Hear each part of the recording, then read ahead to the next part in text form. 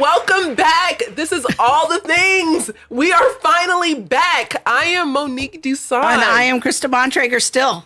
Yes. Even after a long break, a hiatus. Yeah. It was good. Well, my gosh, we did our last show in October. The end of October was Laura Powell.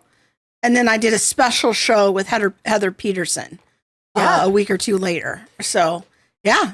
It's been a minute. It's been a minute. We have missed you, but we are so glad to be back. We actually got some time to rest.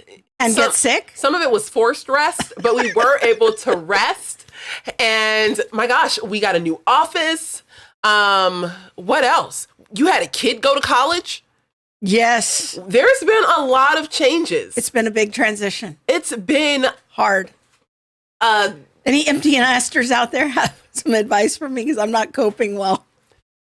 It's been robust, people. It's been robust. Hard. And we're starting our new season off with an amazing, amazing individual, Mr. Becket Cook. Yep. Now, let me ask you this. What was the highlight of the break for you? Did you have a highlight? I don't know. I got a lot done. Because we weren't on the road all the time. So, no, I got caught up on a lot of stuff. And that felt good. Because I was starting, by the end of the Minnesota trip, I was starting to feel really, really behind on some things. And so I think, one thing is that at the Center for Biblical Unity blog, like one of the big accomplishments over the break was getting the blog going again. And just getting people scheduled for blog posts. And we've kind of set a goal of trying to do 24 blog posts this year to really increase the value of the blog and create some short shareable pieces. Some will be on the more academic side, some will be more on the personal story side, and some will be kind of in between. So that was a good accomplishment. Yes. Now, if you are new to All the Things, and this might be your first time watching us, and you aren't familiar with us, we also co-founded a ministry, the Center for Biblical Unity. Yeah. And that ministry is focused on having safe and sane conversations around race, justice, and unity from a historically biblical perspective, not all the crazy in the world. So check that out. Check us out at centerforbiblicalunity.com. Some people discovered we have a podcast. We were on hiatus too long. What? You know what? We were on hiatus so long, people forgot we had a podcast. And I want to call out some people, but I don't want to hurt no feelings. But people writing it, you have a podcast? Yes, we have a podcast. You've been on hiatus too long. Too long. All right, so we are live, and I want to say a thank you to Bob Bontrager, who has been supporting us and made that fancy new opening. Yes. Oh, you're a little out of focus. You're a little mysterious tonight. There we go. Okay. So we have that great new opening. We hope you enjoy it. And helping us in the conversation on the chat box tonight is Laura Hartley and Jennifer Bytel. Yes. Hello, ladies. Now, I just want to give a shout out to some people who are in the chat room on YouTube. We have my Uncle Jeff. We have Miss Jennifer Bytel. There is Jan True, 27 in Los Angeles. Hey, my home, LA.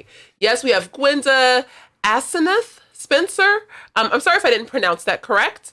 Andre is here. Alyssa's here. Natalie's here. Yes. Tina Schuler's from Arizona. Hey, Tina. Yes, Natalie from Miami. Glad to see everybody in Miami. No, we're not. We're going to Boca Raton. We're going to. Yeah. I got to work on my Florida geography. I'm sorry. I just can't wait to be in the sun and the water. Yes. So we're going to try to stay to the script. I know you haven't done this in a while. Here's the script over here. Well, there's that. You can go ahead. So we want to invite you to share, to support the show. Click on the share button. Hit that thumbs up. Make sure you're still subscribed. This show is brought to you by the Center for Biblical Unity, whoop, whoop. Theology Mom Podcast, and Family 210 Clothing. Yes. And also Impact 360. That's right. See, you haven't done this in a while. She want to call me out, y'all. So I want to encourage people, if they missed the family meeting, which is a little stream that you do on Thursday nights over at the Center for Biblical Unity, if people, I think probably the most common question I got over the hiatus was actually related to a show we did right at the end of the season with Joy, who was an anonymous. You did that. I wasn't here. Yeah, an anonymous associate dean at a Christian college. We did a deep dive into diversity, equity, and inclusion. That was definitely the most people. I had the most inquiries and mail about that podcast, and I've had about a podcast in a while. But you just did an interview this past Thursday, kind of continuing that conversation on diversity, equity, and inclusion at Christian colleges with our friend Marcus Robinson. Yeah, from Life Pacific University. Yeah. And he's really approaching the conversation of DEI in a unique way. He's a DEI officer there. He's a DEI officer there. He's the director of diversity, equity, and inclusion. And, you know, I think just the title itself can make people kind of like, it's like nails on a chalkboard. No one wants to hear it. Yet the sound and the words are everywhere. And people are nervous because it's like, I don't want to send my kid to a university with a DEI officer or director, and I don't know what they're getting into. But Marcus is really approaching the conversation from a biblical position. He's not for DEI.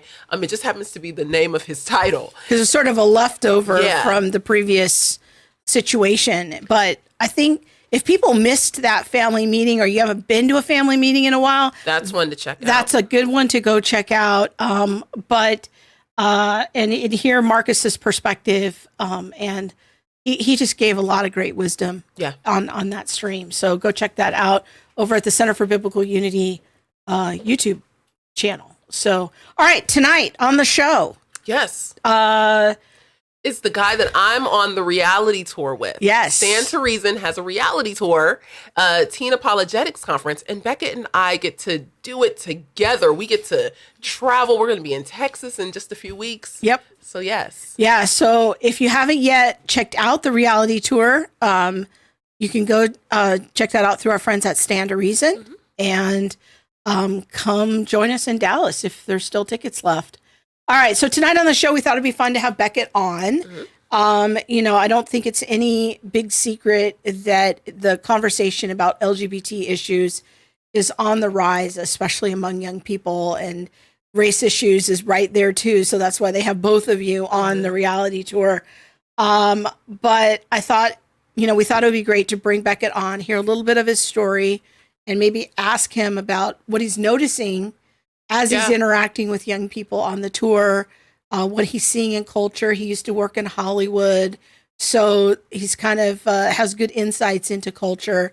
Thought it'd be fun to talk to him and get him on the show. So let's see if he's there. Mr. Hollywood, there he is. I'm here. Hello. Hi, guys. Hey. Now, how are you? I'm doing okay. As you guys know, my Instagram just got hacked, so I'm kind of stressed out, but we're going to ignore that for now and just move on. Okay. So I'm going to take a deep breath. Take a deep breath. But, Satan loves to just like rattle me before these important discussions. Yeah. This is his little thing he did, his little gambit. That's right. Yes. No coincidences. Yeah. Well, we will just ask people to pray for you. Yeah. Yes. So for those who might be new to your story, now I know we got a lot of people who are also Beckett fans. Yes. And follow both of us. But I've had people like email in and they're like, you should really post a picture with you and Beckett because you guys are on the tour together. And I'm like, okay. So for the 5 people who might be watching that aren't familiar with your story, Beckett, maybe you can tell us a little bit of laying the context about your upbringing and a little bit about your journey. Yeah, I mean, so I grew up in Dallas, Texas. At a very young age, I realized that I was attracted to the same sex, and that was very much forbidden at the time, taboo, and growing up in Dallas at that time. And so I kind of sort of lived this secret life because I had this on the outside. I had lots of friends and school and was popular, but then on the inside, I was like struggling with this thing. But it wasn't. I got into high school. I went to an all boys school, and I ended up becoming best friends with someone who was going through the same thing, and we came out to each other. And that really kind of opened the Pandora's box, because once that happened, all bets were off. Like we explored gay culture together in Dallas. We went to gay bars, we went to nightclubs, which we'll get to in a minute, but we went when I think I was only 14. I think maybe I was 15 when I saw my first drag show at a gay bar in Dallas. And that had a huge impact on me, which we can get to later when we talk about that. But, and then same thing in college, best friend, gay, came out to each other. So I had a confidant. And then after college, moved to Tokyo for a year.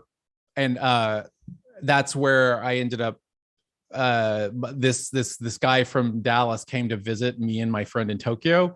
And that guy and I ended up falling in love. And that's when homosexual behavior became an identity for me. It wasn't just a behavior anymore. It was like who I was to the core. And I came out to my family and friends. And then after all that, I moved to Hollywood. And then in LA, I lived as a gay man, and I dated many guys, had a mixed group of friends, some straight, some gay. And kind of lived the life in LA, did everything, movie premieres, Oscars, Emmys, Golden Globes, all the after parties, I met everyone, did everything you can possibly do in LA. I mean, you name it, I did it. Went to Prince's house for a private concert at his backyard, like so many things. And then all that kind of came to a head in 2009, and at Paris Fashion Week, I was there and I went to a bunch of the shows. And I used to go to Fashion Week in New York and Paris a lot. I went to a lot of the shows, and they have after parties. Most of them have after parties. And so I was at an after party. Everyone was there from the fashion world, including Kanye. And it was just, I felt a complete sense of emptiness at this party. And it was like, I've been sustained. I've been chasing shiny objects since I was like 14. Because even in high school, I was always invited to crazy things like Saint-Tropez for the summer, or here or there. And so I had been sort of sustained by this kind of like party life, not party life, but just like I kind of, and God was never an option for me because I was gay. So I knew that Christianity was never an option for me. So I that's what I thought life was all about, was having kind of these extraordinary experiences, making it big in Hollywood and finding true love. Those were the three things. And so after that night in Paris, which was very disturbing because it was kind of like, I had that moment of, is that all there is? And I just was like, what am I going to do for the rest of my life? I can't keep going to these parties and to these things and meeting these people and to dinners. And like, this is not going to sustain me anymore. And so I was up all night in a panic, got back to LA, got busy with work again. At that time, I was a production designer in the fashion world, and got busy with work. And then 6 months later, I was at a coffee shop in Silver Lake in LA, and I met a group of Christians, and they ended up inviting me to their church in Hollywood called Reality LA. And I, of course, asked them, what does your church believe about homosexuality? I said, and they said, well, we believe it's a sin. And that didn't shock me. And it also, the reason I didn't flee from their table is because I had that night in Paris 6 months before, where I was questioning kind of everything about life. And the meaning of life. I'd always wanted to know obviously the meaning of life. Like everyone wants to know that. And it was really weighing down on me in a big way. And so I was kind of open to hearing anything. Cut to the next following Sunday, I wake up and I end up going to this church. I don't know how it felt like God just dragged me to this church. That's a little reformed comment, but and so it was the first time I had been in an evangelical church, and I heard the sermon on Romans chapter 7, and it blew me away. Like everything just resonated with me as truth. Every word, every sentence the pastor was preaching was resonating as truth. And I didn't know why. And I was completely riveted to the sermon, literally on the edge of my seat. After the sermon, this person on the side of the auditorium prayed for me, this guy on the prayer ministry, on the prayer team. And then that was amazing. That was really powerful too, because I was like, why does this random straight dude care about me so much? Because his prayer, it was just very loving, his prayer. And then I went back to my seat and there was 25 more minutes of worship music. I sat down, everyone else is standing up singing. I sit down. Seconds after I sit down, the Holy Spirit is just like floods me. And God in that moment revealed himself to me. And he's like, I'm God. Jesus is my son. This is in my mind. This is what he said. It's so I still remember it so clearly. He said, I'm God. Jesus is my son. Heaven is real. Hell is real. The Bible is true. Welcome to my kingdom. And I immediately burst into tears and I was sobbing harder than I'd ever sobbed in my life. And for the next 25 minutes. And then it happened a second time. I got home, got into bed to take a nap because I was so freaked out by it all. And God was like, let me show you some more of my glory. And I was like, whoa. And I jumped out of my bed and in the middle of my bedroom, I said, God, you have my whole life. I'm yours. I'm done.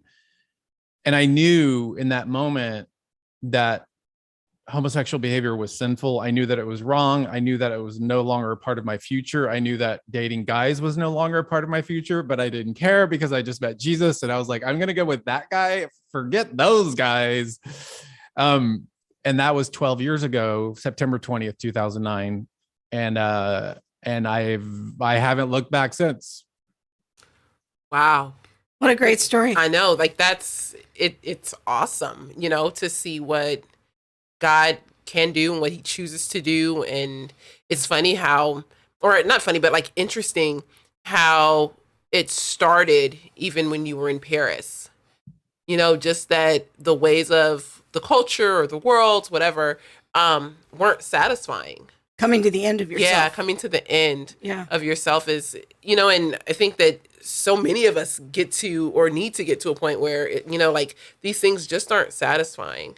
And when you find, or when you encounter like the Lord and have the realization that he is truly the only one who can fulfill all of our needs, who can satisfy, it's such a stark contrast to what the world offers. Because what the world offers is definitely not filling, satisfying, or anything like that. And we want to commend to people, Beckett's story is in his book, A Change of Affection. To get the whole thing, he's just giving us a little slice here. There it is. Oh, there it is. Yes. I keep doing it. Yes, there you go. Yeah. So go check it out. Yeah.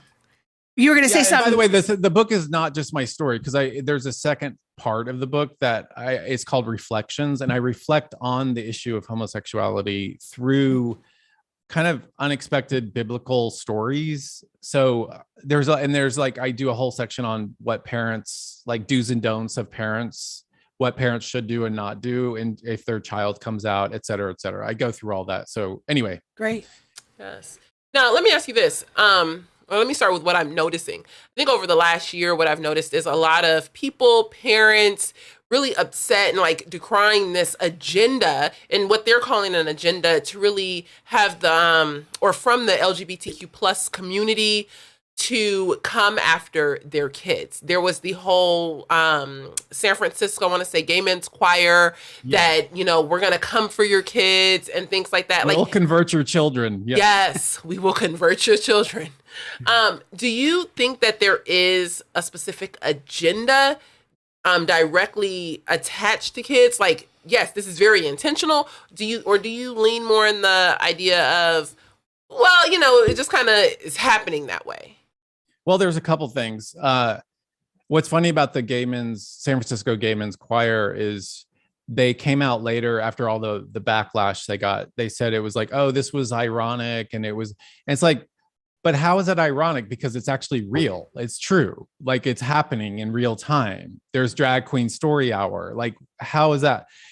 And which, by the way, before I get to your answer, when I mentioned that I saw my first drag show when I was 14 or 15 at a gay bar, I was, even that age was too young to see that, because I remember that experience being so powerful and scary and like titillating, and it really did something to me, like seeing that. It was really like it was kind of a paradigm shift for me in terms of like what like it just changed so much in me. And so those things are so dangerous, especially for, kindergartners or first graders. I can't even imagine being that young and being exposed to that, because it's like this, it's like a sexualized version. It's a hypersexualized version of, it's kind of all kinds of it's hypersexuality and eroticism being kind of performed through this visual kind of medium that's very shocking. And it's very, I think it's very, very dangerous and bad. But to get to your question, it's funny because in the 90s, my gay friends and I, we used to make fun of the term homosexual agenda. Because it was, I think in politics, there was a lot of talk about that. And we laughed. We thought it was such a like goofy thing, and we thought it was a joke. And we used to actually call each other, and instead of saying, "What are you doing today?" Like, "What are you doing today?" we would call each other and say, "What's on your homosexual agenda today?" And as a joke. And that's how we felt about it. But obviously, like looking back on it now as a believer, as a Christian, I see that there's two prongs to this. Number one, I see that, yes, there is an agenda. In fact, there was a book called After the Ball. It's no longer in print. Praise God. But it was written by Marshall Kirk, two gay men, Marshall Kirk and Hunter Madsen. I think they both went to Harvard. And the subtitle of the book is How America Will Conquer Its Fear and Hatred of Gays in the 90s. It was written in 1989 or published in 89. And it literally, this book is insane. I just read it actually, because I'm working on another book. But the book kind of lays out how to convince America that homosexual behavior is good and righteous, and ways to normalize it. And so on the one hand, yes, there is a concerted effort to indoctrinate children, and to obviously, like, everything is LGBTQ, like and schools are embracing it. Public schools are embracing this ideology.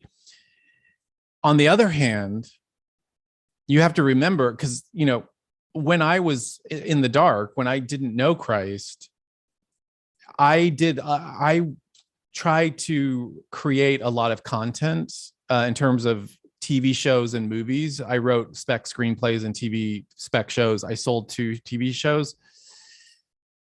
But the content I was trying to create was very much gay themed, and almost all of it, not all of it, but almost all of it. And so from my perspective, being in the dark, I thought I was doing a good thing. I thought that I was helping people.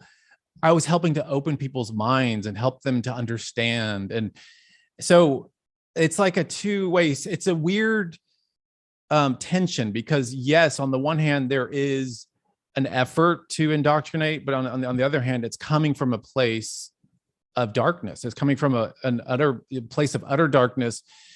And I was even guilty of that, so I understand that. I understand wanting to push this narrative and push this agenda. I wanted to do a show.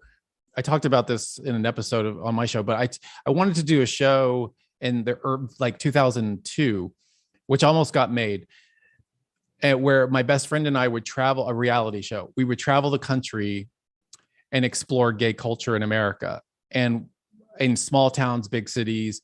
And our goal was to show how normal and fun and great gay people were, like homosexual behavior was, basically. So I was very much on board to help people come to a better understanding of that and to come to celebrate homosexual behavior. I had no idea that I was doing anything, wrong. So yes, on the one hand, there is an agenda, but on the other hand, the agenda it's hard to say because like a lot of people don't even realize that they're promoting it. Like I didn't realize I was promoting really an agenda. I just thought like I'm promoting reality and truth. Like this is, I want people to understand this issue better. It sounds so similar to, I would say, even like my journey with race. It wasn't like I was intentionally trying to, cause issues or dissension or, lead people down some dark path or anything like that. It was really from a heart of compassion. If you just understood, this is the way that we make better race relations. This is the way that we can be unified. And I hear the same thing in what you're saying. It's like, there's this lifestyle that people are shunning or not even, maybe not intentionally shunning, but are not familiar with. So if I can open it up and show you that this is really fun and that gay people are good and, things like that, then there'll be more conversation. There'll be more awareness. Unfortunately, it's the dark path. Yeah. That book, After the Ball, just in case people missed the title when Beckett said it earlier, this is a book that he was talking about earlier. It's hard to get. I had a donor who got this for me, but it is a very interesting read because they're basically laying out the blueprint for how to normalize the gay culture and gay behavior 30 years ago. Yeah. And it's pretty much played out the way that they predicted that it would. It is an interesting book. I had to get my copy of the book from the West Hollywood Library. So, because it's out of print, I think it's out of print. I got it through a used bookstore, but it was expensive. A donor got it for me. There it is. So, yeah. Now, we both are on Stand to Reason's Reality Apologetics Tour. As you are talking with students, talking with parents, I'm sure you have had many interesting conversations about the topic of LGBTQ plus, maybe even, kids and their struggle and things like that. What are you seeing? Like what's the, I don't want to say vibe, like that's not the right word to use, but what is the overall theme? If you could say, this is the theme or this is the feel, this is what people are, coming to me with or their concerns. Can you give us kind of a hint into that world? It's really strange because when I was coming up and coming out, it seemed like very few people were gay or bisexual or, trans or lesbian or whatever. Back in the day, it was very much of a very small subculture. But what I'm seeing now with these kids, it's so heartbreaking because, and I know it's because of two things, which I'll get to in a minute. But what so many kids come up to me after I talk and they tell me about themselves or their classmates or their best friends who are gay or who are trans and I'm just like, what?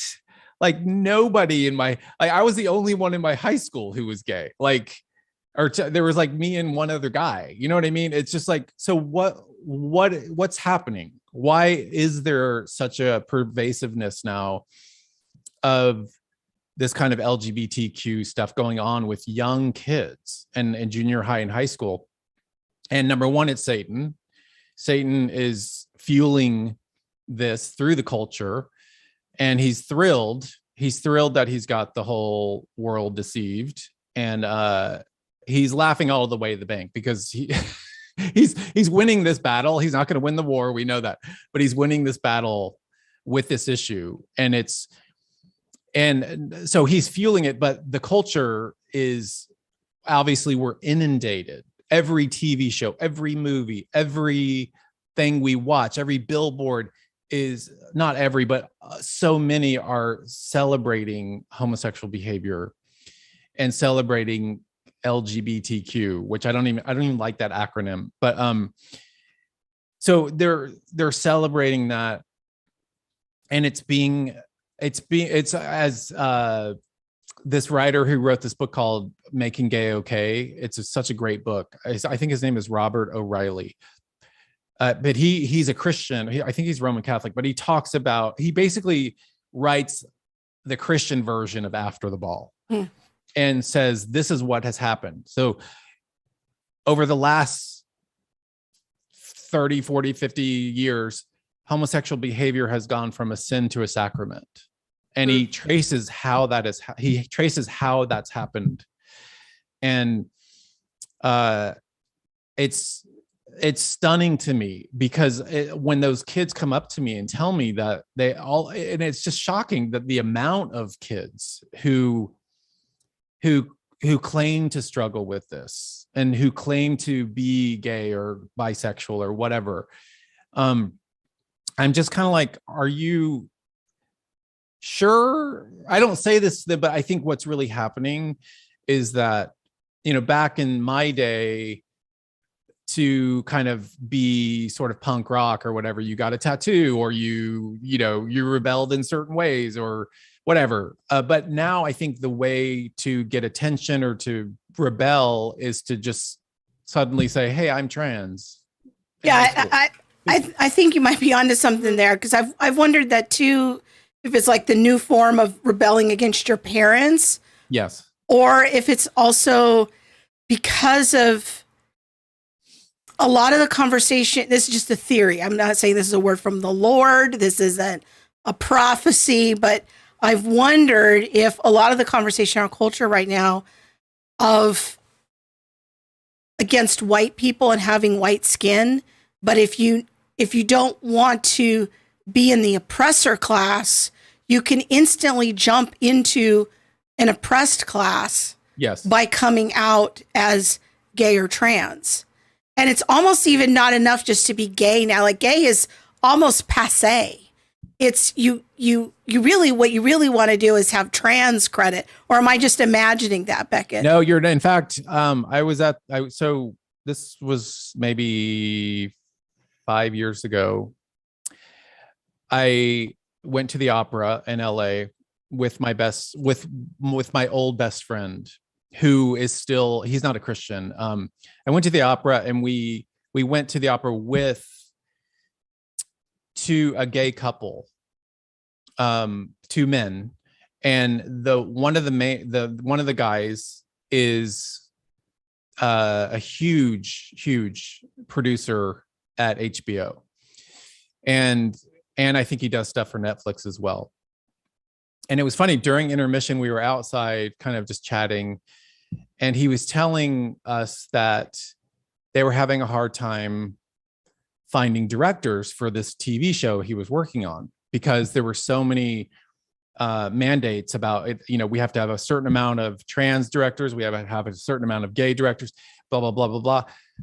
And so he said that it was really hard because they couldn't find it was hard finding the trans directors who knew how to do this type of show, because it was a very specific type of show. And then my friend said, my old best friend said to him, well, what about gays? And he said, oh, that's passé. He literally said what you just said. He said, oh, that's passé. Like, no, they don't care about gays anymore. You have to be like trans now. So it's gotten so extreme. So the intersectionality stuff, you have to be so, you can't just be a gay minority. You have to be a trans minority. You have to keep, it's like the oppression Olympics, as Dave Rubin calls it. You just have to keep getting more and more into how many ways can I be oppressed, and how can I show that to people? And I think that's very enticing to young people because they want to be seen as oppressed, and they also want to be seen because there's a certain Gnosticism to this. Like if like a trans person somehow has special knowledge. Yes. And it's like, so a impressionable kid in high school or junior high wants to have some sort of special knowledge and have some sort of insight into something interesting and cool. So they're like, oh, I'm trans. And so now I have that special knowledge. Now I'm oppressed. Now I'm a sexual minority. Now you have to treat me in a certain elevated way. And, you can't say certain things to me. You have to use certain pronouns for me. And it's all demonic. It's just all straight from the pit of hell.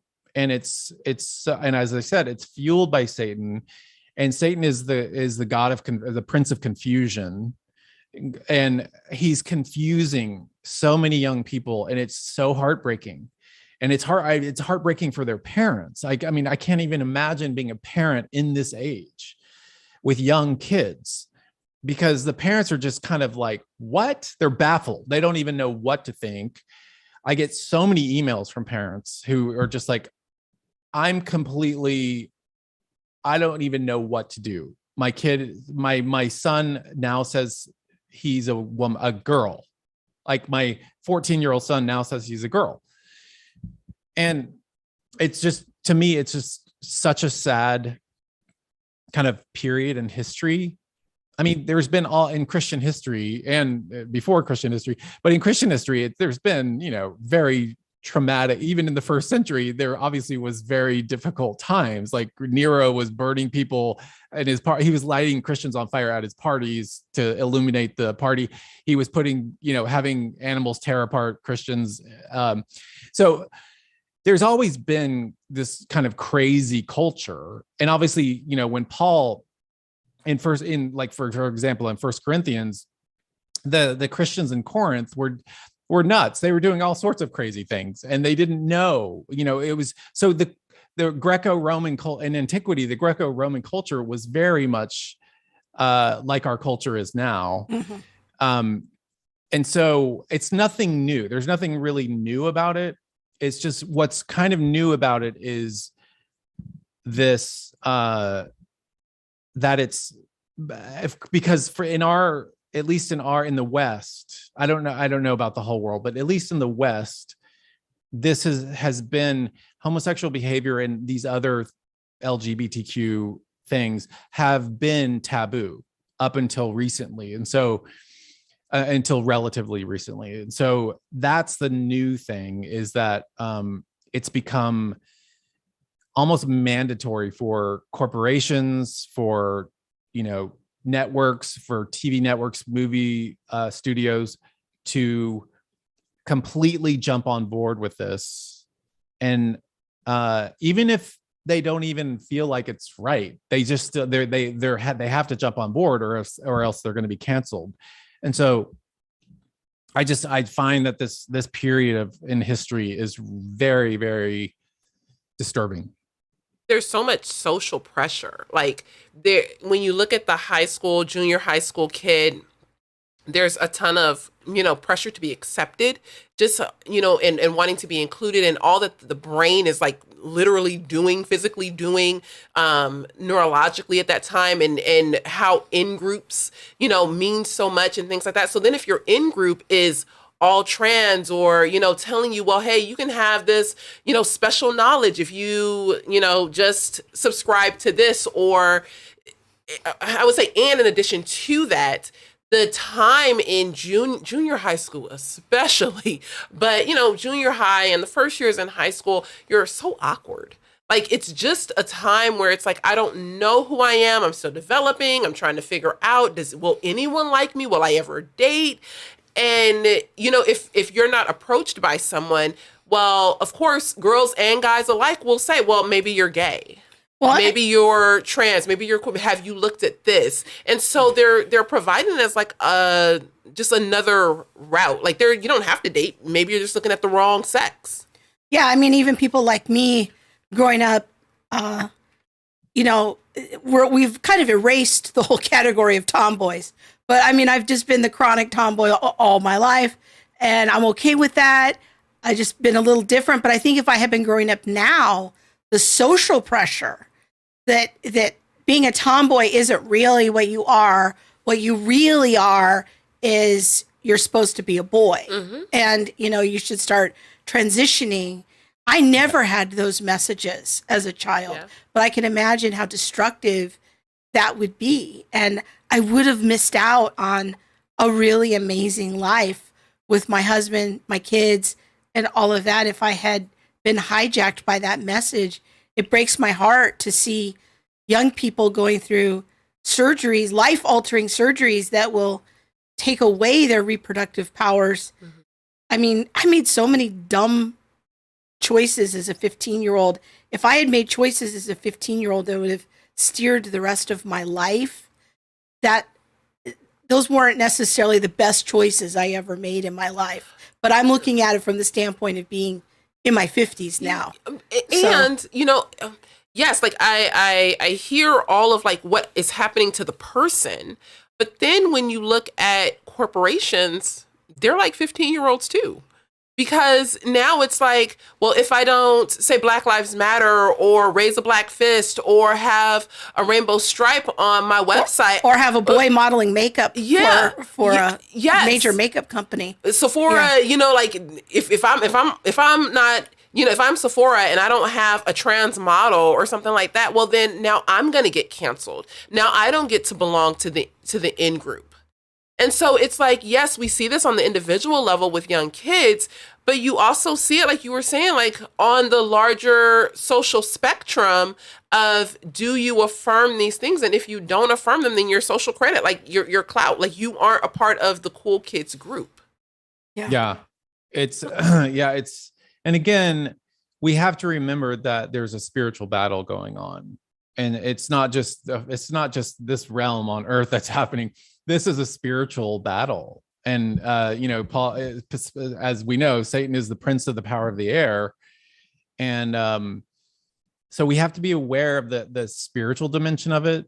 And we have to, as, believers, I do this a lot. We have to pray about this. We have to pray for these young kids who are going through this. We have to pray for families who are going through this, because I really think that's, the answer to it. I mean, we can kind of talk all day long about it, but I don't know. I think eventually there's going to be, the pendulum is going to swing back. I'm not sure, but I can imagine the pendulum, because it's so extreme now. I can imagine once kind of this comes out, everything comes out in the wash, like the pendulum is going to swing back and people are going to be like, oh yeah, that whole thing we were doing with the LGBTQ plus AA, blah, blah, blah, like that was not it was not fulfilling. It was not, it didn't give meaning to my life, really. And so I think maybe there will be a natural backlash to it, or a natural pendulum swinging the other way. I don't know how soon that would happen. I hope it happens. I'm wondering if there won't start being medical malpractice suits. Oh, yeah. At some point, as these 12, 15-year-olds get older, have had these extreme surgeries, if they migrate into adulthood. One thing I thought that could bring the pendulum back is if there start to be a lot of malpractice suits. Yeah. I don't know, but I appreciate your point about the spiritual component, because quite honestly, that's a component of this conversation that I feel like doesn't get talked about enough. I mean, we're going through in our catechism right now the question of being created in the image of God, being created male and female. Who would have thought, 10 years ago, what a radical statement that would have been in the catechism? But this is a foundational component to our faith, that men and women are different, and men are not women and women are not men, so it's an interesting time in which we live. But I'm so heartened to hear you bring up that spiritual component, because I think the confusion over male and female is a demonic scheme, and it has unfortunately taken hold of many people right now. So Yeah. And this goes back to the garden, to the fall, but it also, I've done a couple of shows on Jean-Jacques Rousseau, but I think the 18th century philosopher Jean-Jacques Rousseau, he's from Geneva, but he lived in France for many years. And Carl Trueman talks about this in his book, The Rise and Triumph of the Modern Self. But Rousseau, I feel like next to Adam and Eve, Rousseau has wrought the most destruction on the world than anyone else, other than Adam and Eve. And the reason I say that is because his philosophy was the progenitor for so many things, including the French Revolution, which was a catastrophe. And there was the Reign of Terror. Many people were guillotined. I mean, thousands and thousands and thousands of people were guillotined, including the people who started the revolution, Robespierre and the Jacobins, all guillotined. But the fundamental problem and this is what's going on in our culture right now. So there's Rousseau and everything that's being taught in universities, and every kind of policy, many policy decisions in Washington are based on Rousseauian philosophy, which is to say, he famously said, man is born free, but he is everywhere in chains. Meaning, the man in nature, the noble savage, as he called the man in nature. Now, this was a hypothetical person. He wasn't literally talking about an actual person in nature, but hypothetically, he was saying the man in nature, like basically think of like a deserted island or whatever. The man in nature is good. So there's no original sin. So man is good. Man is born good. And what corrupts man is the second he enters into society. Because in his state in nature, he's his authentic self. And that's what we're seeing right now. Everyone wants to be authentic. That's all Rousseau. So as soon as man enters into society, he's corrupted by society because he now has to conform to the mores and the codes and the traditions of that society. So he can no longer be his authentic, true self. And so what's the remedy? The remedy is the government. The government must step in, because that man, that noble savage, is a victim of society. And it's the government's job now to rectify that and be the antidote to that. And that's playing out in every aspect of culture right now. And that is every single university professor is a Rousseauian, and through, whether they realize it or not. And everything we're seeing right now in culture is Rousseauian. And so we have to understand, and I say this to people all the time, you have to understand we're in a specific time and place in history, and you have to look at what has led us to this place, what philosophies have led to this place, how did the sexual revolution from the 60s shape how I think about sexual ethics? How did the gay movement in the 70s shape how I feel about homosexual behavior? How did those movements? And so we're not just living in a vacuum right now. Right. We are products of decades and centuries, in fact, of philosophies and ideas that have very, very pernicious, destructive effects on the culture.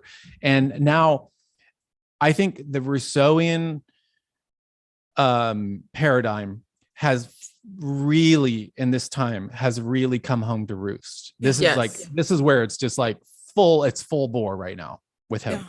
Yeah, I mean, it's all the conversations of systems. How do we overturn the different systems so that people can truly live and thrive and be who they were meant to be? Their authentic self. Their authentic self. Yeah, because it's society that's so bad, but society is made up of systems. And how do we, Right. overturn the systems? How do we have the revolution to make society better so that the person can thrive? Yeah. All right, let's go to some questions. The other issue, yeah, go ahead. Quickly, is that Rousseauians and what we're seeing in culture is this idea that utopia is possible on this earth, and Anti-racism. And we've already seen the 20th century is strewn with dead bodies from this kind of striving for a utopia on earth. There is no possible utopia on earth until Christ returns. That's the only time it's going to happen. When he creates the new heavens and new earth, that will be utopia for those who are in Christ. And this effort by politicians, et cetera, to kind of try and strive to create this utopia only leads to destruction. We saw it in the 20th century. We still haven't learned our lesson. So anyway, I had to put that in. Yeah. But this is why worldviews matter. Because when your worldview says that man is inherently good, well, we understand from the Christian perspective or from the Christian worldview that no, that's not true.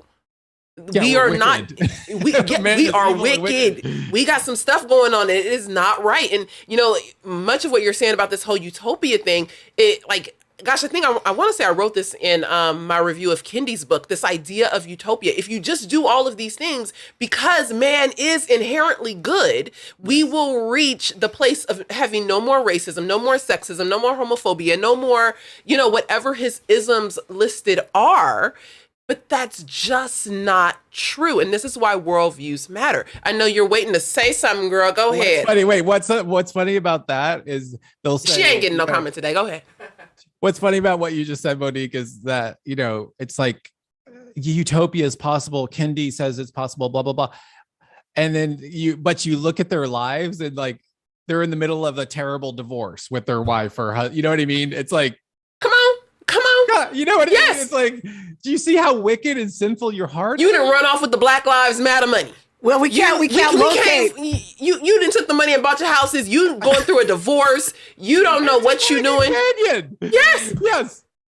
You living with the oppressors. What? I'd like to have a house in Topanga. Thank you. You know I want to have a house in Topanga Canyon. Yes. But no. You need some of that BLM money, but we can't find it. No, I don't want that wicked money. The devil is a lie. I don't want that. I don't want to touch it. You might burn. Don't touch it. Okay, now it's your turn. I just think it's funny that you're talking to Beckett about worldviews. When you came here 4 years ago, you didn't even know what a worldview was. I did, and she don't know me. She don't pay no attention to this one behind the curtain. You don't know her life. Okay, exactly. Now, what I was going, Beckett is so smart. I know. I'm like, I don't know if I should be in this conversation. Y'all go ahead. But yes, worldviews matter. Now, that was your line. That's why I said it. I wanted to say it before you said it because I figured Beckett took it to Genesis. So what you don't know, Beckett, is that Krista will always take, it don't matter what conversation we talking about. We could be talking about puppies and poodles, plants, no matter. We could be talking about the Antichrist. Everything comes back to Genesis. For Krista. And so you took it to Genesis. Yes. All right. Took it to Genesis. Let's do some questions here. We got a lot of questions. By the way, before the questions, I just want to say, so Jesus said, love God and love your neighbor. Those were the two commands. He said the law and the prophets, it's all fulfilled in those commandments. Love God and love your neighbor. Now, I just want to say for the record that I have nothing but love for my LGBTQ neighbor, nothing but love. I have so many friends who all I do is I pray for them and love them. And what's funny is the world calls it hate speech, but it's actually love speech when you tell the truth. In Leviticus 19 or 17 verse, wait, what is it? Hold on, I have to find this. But loving your neighbor means telling your neighbor the truth. And I just want to, in Leviticus, where is it? I've got it. Hold on. Okay. Chapter 19, verse 17, it says, you shall not hate your brother in your heart, but you shall reason frankly with your neighbor, lest you incur sin because of him. In other words, we have to tell the truth. We have to, and people are going to accuse us of using hate speech, but it's again, we live in this upside down world. It's actually love speech.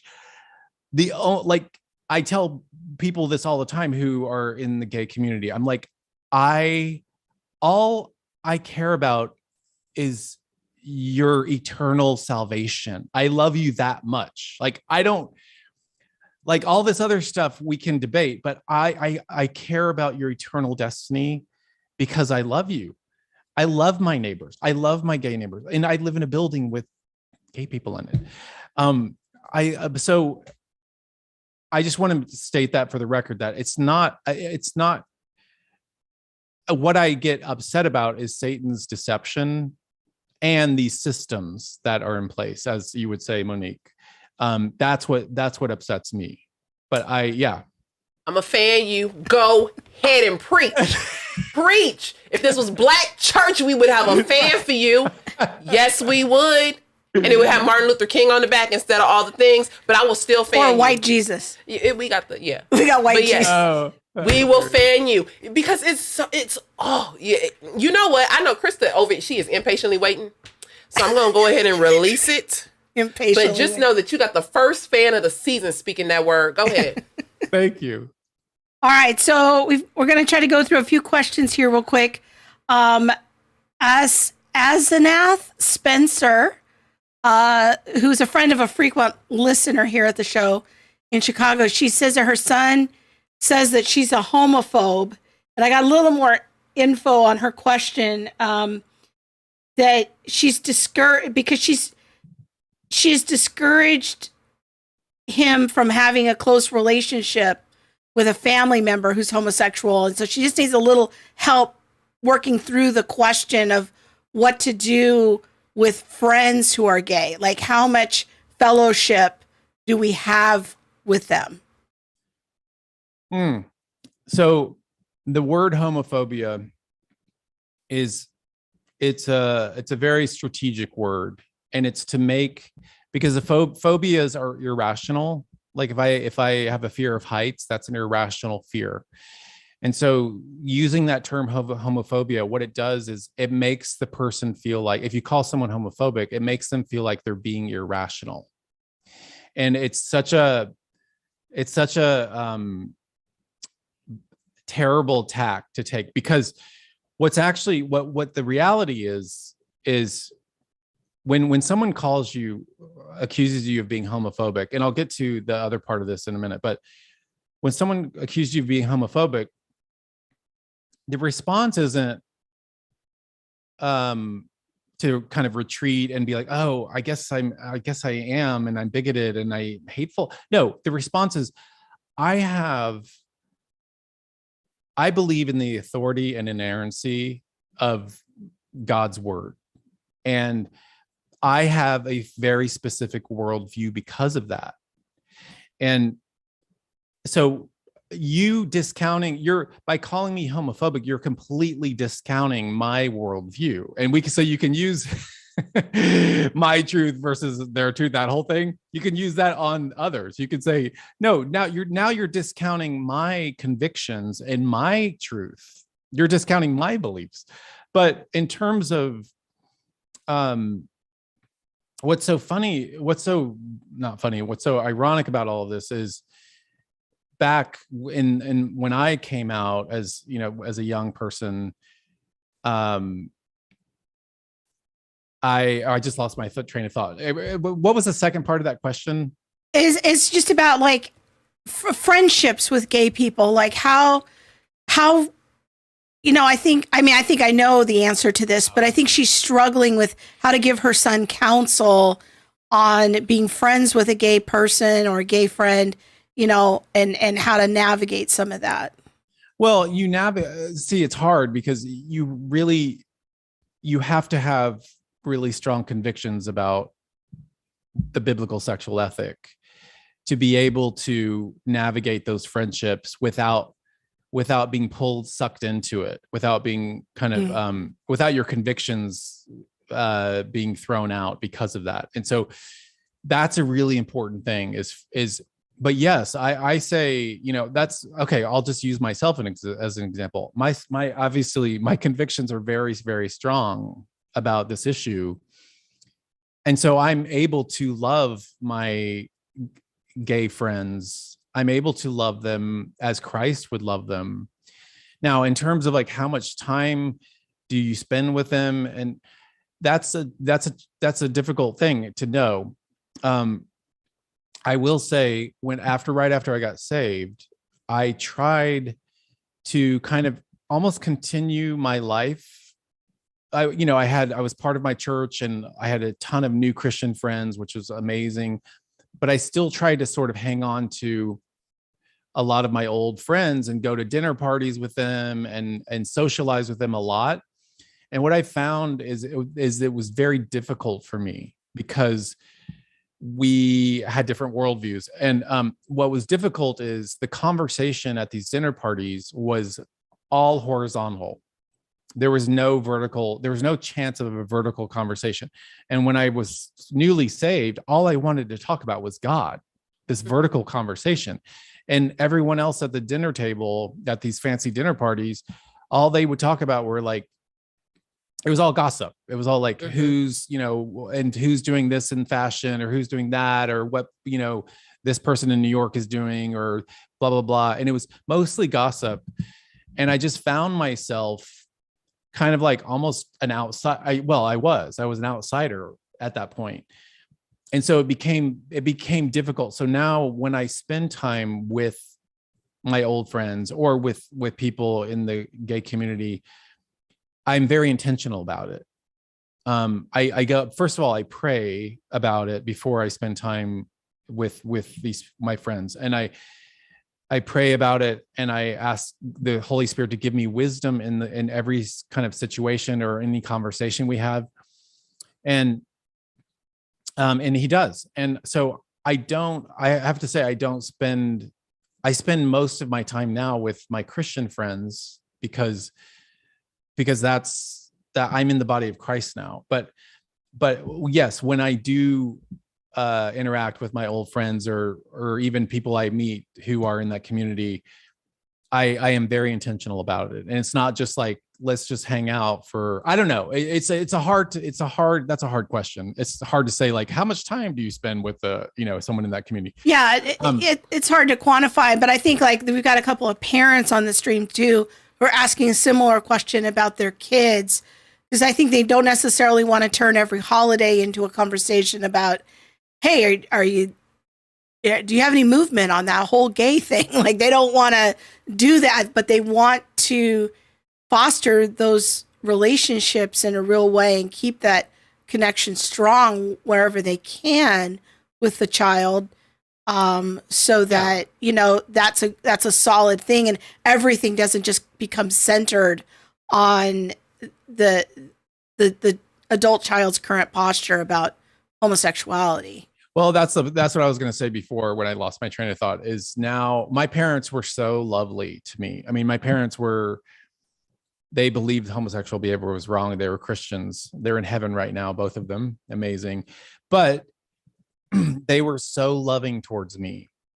And so they never withheld their love. They never tried to quote Bible verses to me because they already knew they knew that I knew what they believed.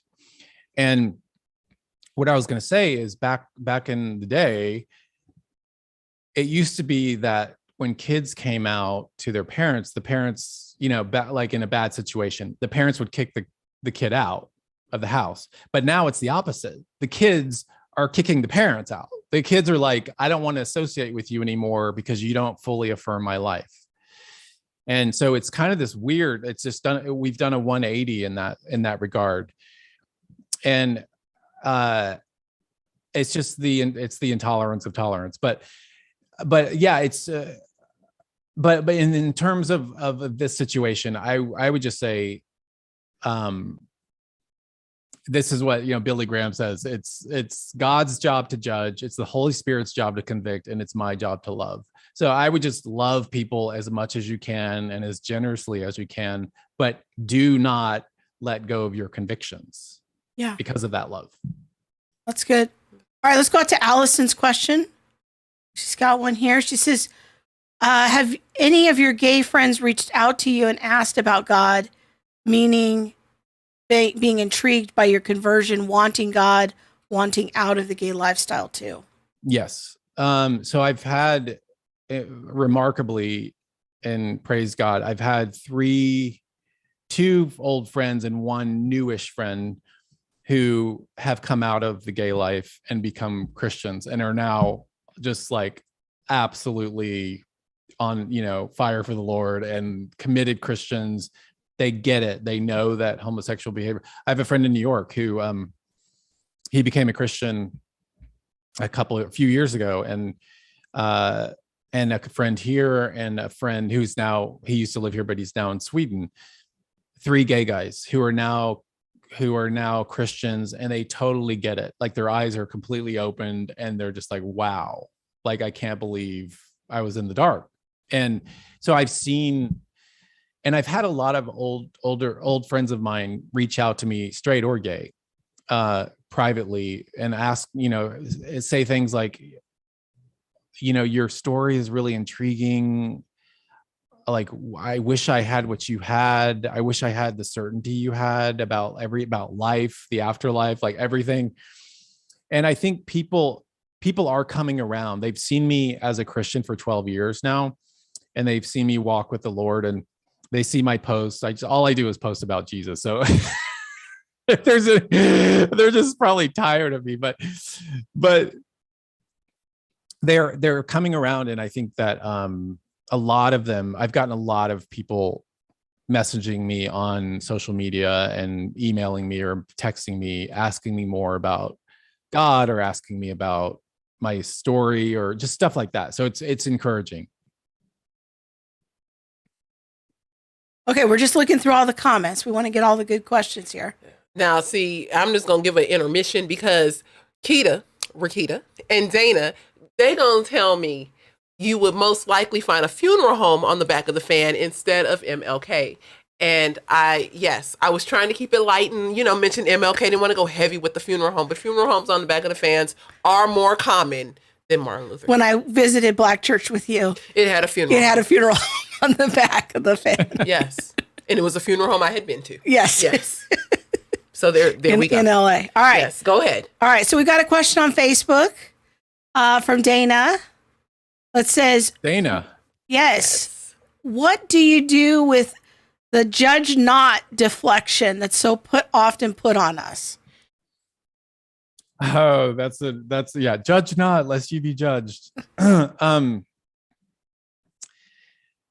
Jesus said that, he was saying, take the plank out of your own eye before you judge others. So in other words, don't be a hypocrite. But we're still, as believers, we're still supposed to be discerning and judge what's right and wrong. We're absolutely supposed to do that. I mean, the New Testament is littered with exhortations to do that. I can't think of one right off the top of my head right now, but there are so many. And that again, that's a red herring. Judge not lest you be judged. People like not, the secular world loves to glom onto that one verse, and a text taken out of context is a pretext for a proof text. So don't believe that. But if you just go to that passage, I don't have time right now, or we don't have. It's time. like Matthew 7:1, I believe. Yeah, if you go to that reference. passage and read the entire passage instead of just that one verse, you'll see that Jesus, that we are to be discerning and judge. We're not just supposed to not care about anything. We're united to Christ. We have the Holy Spirit in us. We have the Word of God, which is the plumb line, which is the truth. And so we know we can judge any kind of idea, philosophy, worldview based on this plumb line, based on the architecture of this. Like, we know what the plumb line is, so we can judge, is this right or is this wrong?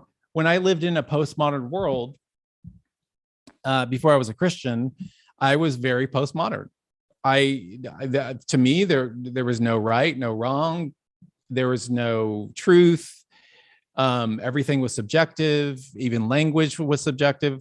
I was a postmodernist, and that's what the world is right now. And Foucault, by the way, yeah, Foucault and Rousseau are both just Foucault was way later, but yeah, so that's a red herring. But yeah, just read that whole passage. Thank you. I'm sorry, we're trying, like, there's a lot of comments and we're trying to multitask. Yeah. But the fact that it is a red herring, and how do you come to answer these questions and not get sidetracked or thrown by people's deflections or, some of these like fallacies that they'll throw out and things like that. It can be difficult, but I think go ahead. Sorry. I think that a way that I found that's helpful in that conversation is to draw people's attention to other passages that do show that we are commanded to judge rightly. Yeah. So we have to judge rightly. What are the criteria for judging? What are we doing?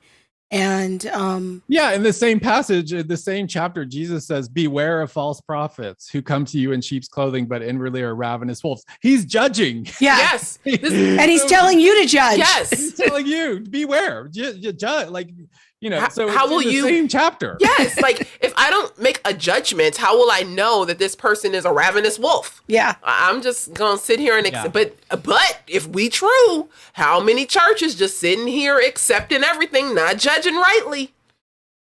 No, I know it's bad news. Yeah. All right. Well, I think we've covered a lot of themes that are in the questions. And the hour is late. I know Beckett's got this whole Instagram situation. So, yeah, by the way, if anyone sees my Instagram, don't buy Bitcoin. There's I've been hacked and it's saying to buy Bitcoin. You selling Bitcoin now? Is that your side hustle? Yeah, I know. I don't even know what's going on. My gosh.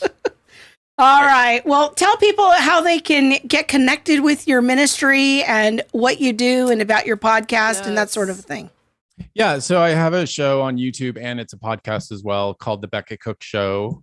And I talk about stuff like this. I talk about the culture, the lies because I believe the lies of the culture for so long. I talk about the lies of the culture and the biblical truth behind the lies on my show. And you can find me at becketcook.com.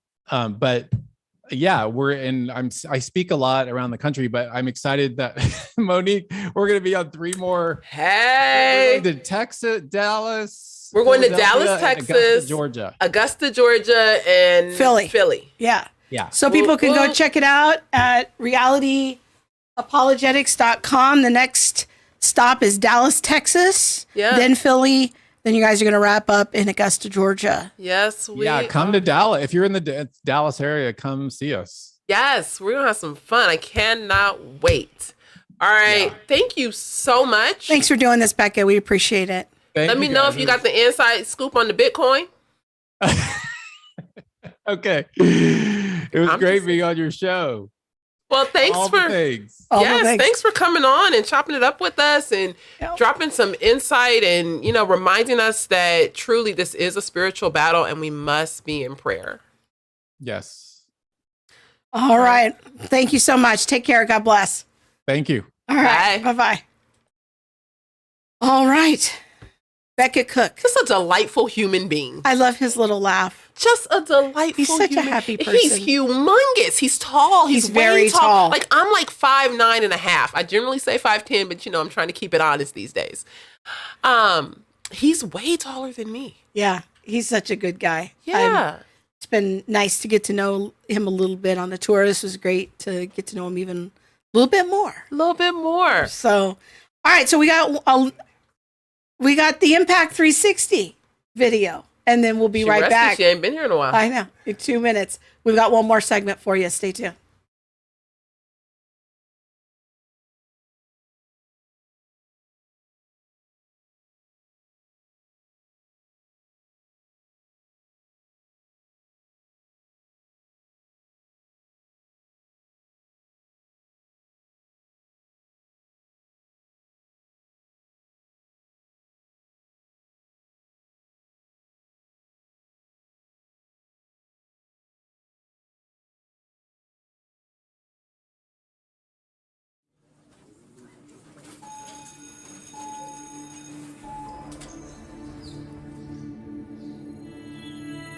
Everywhere I looked, everything I read, all the things the world told me about who I was, what I should like, it was all there.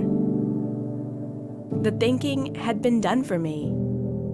But what if you can't shake the feeling that you are destined to be something else? Someone else? Someone other than just popular. Or unpopular? The smart one, The jock. The Christian? the sinner, In the world today, how does anybody know who? Or what to be? or what to even know.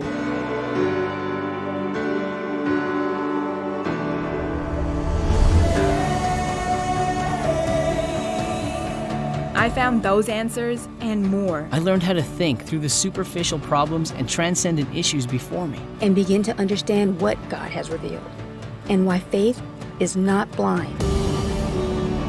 What I believe in my heart from my experiences. To know and respond to endless challenges of my faith with love and with confidence. So that I may listen and engage. Because I know what I believe is true.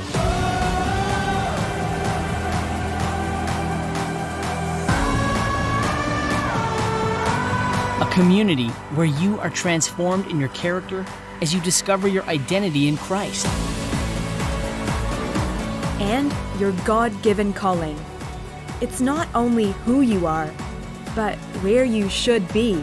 A community where you are cultivated as a leader. Where you will learn how to live a life of service to others as you follow Jesus Christ. The Impact 360 Institute is a community of experiential and holistic learning where you develop confidence in what you have always believed in your heart to be the truth. Then take what you know about God and what you know about yourself and live as an agent of change in your own community. Know Jesus more deeply. Be transformed in your character. Live a life of kingdom influence. Know, be, live.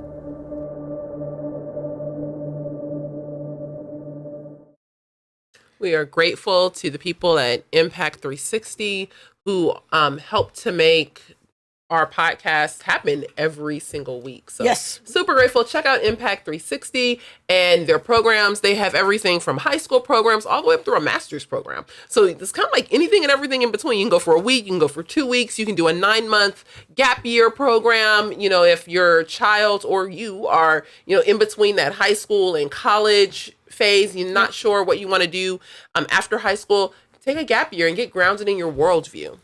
So let's talk a little bit about our show next week. Yes. Having a guest on that I have been trying to get for about 2.5 years. Monique gets the big guess. She got him. So we're going to be talking to Ryan Baumberger from the Radiance Foundation on interracial adoption. Yes. Yeah, it's something that we definitely need to have more conversations around. The interracial, interethnic adoptive community has really had some hard blows in regards to the race conversation. Is it okay for, you know, interethnic families to actually happen? You know, can a white family adopt a black or brown child, or is that colonization and colonialism? So there's a lot of conversation in the adoptive community overall. And so we want to bring Ryan on and just have some conversation about, like, what's the real? How do you see it? Yeah. Ryan is also a pro-life advocate, and he has a wonderful testimony. So we're really looking forward to having him on. I know that many of the families who follow the ministry, you know, they struggle with this issue. They want to be foster parents or they want to adopt, but the world is telling them that that's another form of oppression. That's another form of colonization. And yet adoption has such a long history and connection to our faith as Christians. In fact, it's one of the major motifs the Father gives us about our relationship with him, is that we have been adopted into God's family. So we're going to reflect on that next week. So invite your friends, let them know about this. Many people in the transracial adoption community are hurting. They've been run over by critical race theory. So we're looking forward to having this conversation with Ryan. Yes. Yes. And everyone, it has been such a pleasure to be back. Yes. It's We're a been little a rusty. long time. We We're a got little to get some rusty. kinks out. Yeah. But we are so glad to be back. Thank you, everyone who tuned in. Please share this show with a friend or an enemy, Let people know that we are still here. If you have not liked our Facebook pages, Instagram, go do that now. Subscribe to our YouTube channel and get those analytics up there. Yeah. All right. All right. We'll see you next week. God Bye. bless.